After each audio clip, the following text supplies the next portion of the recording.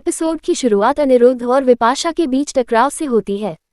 विपाशा अनिरुद्ध की गलतियों को इंगित करने की कोशिश करती है जो एक नौकरानी को पाल रहा है, लेकिन अनिरुद्ध अपनी भाभी पर बहुत गुस्सा हो जाता है। वह स्पष्ट रूप से उल्लेख करता है कि वह झनक की जिम्मेदारी को नजरअंदाज नहीं कर सकता।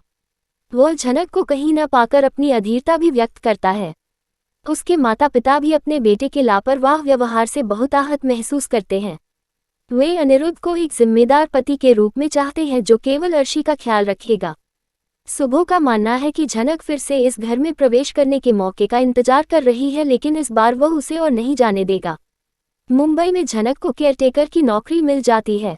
उसे उस पूरे कमरे की सफाई करने को कहा जाता है जिसमें रिहर्सल होगी। उसे गुरुजी की देखभाल करने को भी कहा जाता है जो डांस शो के प्रतिभागियों को तैयार करेंगे। दूसरे प्रतिभागी उसे परेशान करने और उसकी टांग खींचने की कोशिश करते हैं। वे उनके लिए खाना बनाने का आदेश देते हैं और कई अन्य तरीकों से उसे परेशान भी करते हैं। जब गुरुजी आते हैं तो सभी प्रतिभागी उनका बहुत सम्मानपूर्वक स्वागत करते हैं, लेकिन झनक वहां नहीं थी क्योंकि वह प्रतिभागियों के लिए खाना बना रही थी।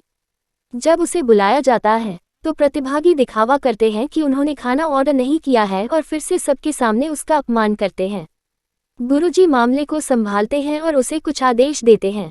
जब रिहर्सल हो रही होती है तो झनक रिहर्सल रूम में खड़ी होती है, लेकिन उसे कक्षा में जाने की अनुमति नहीं होती। जब उसे कक्षा के बाहर खड़े होने के लिए कहा जाता है तो वह नृत्य देखने के लिए खिड़की से झांकती है। प्रतियोगी झनक के खिलाफ शिकायत करते हैं कि वे परेशान महसूस कर रहे हैं। गुरुजी झनक को उसके अशिष्ट व्यवहार के लिए डांटते हैं। छोटन मृणालिनी के दफ्तर में अपनी शादी के बारे में बात करने आता है, लेकिन मृणालिनी पहले तो उससे बात नहीं करना चाहती। जब छोटन कहता है कि वह उनकी शादी के बारे में बात करना चाहता है तो मीनू उसे इजाज़त दे देती है।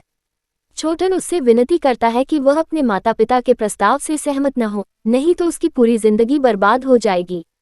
वह किसी से शादी नहीं करना चाहता। वह मृणालिनी से मदद मांगता है ताकि भविष्य में प्रस्ताव आगे न बढ़े। वह अपनी एक झूठी प्रेम कहानी भी सुनाता है। मृणालिनी से अनुरोध किया जाता है कि वह शादी से इनकार कर दे ताकि उन दोनों पर शादी करने का दबाव न पड़े। मृणालिनी फिर से उसके व्यवहार से चिढ़ जाती है, लेकिन भरोसा दिलाती है कि वह इस रिश्ते को आगे नहीं बढ़ाएगी।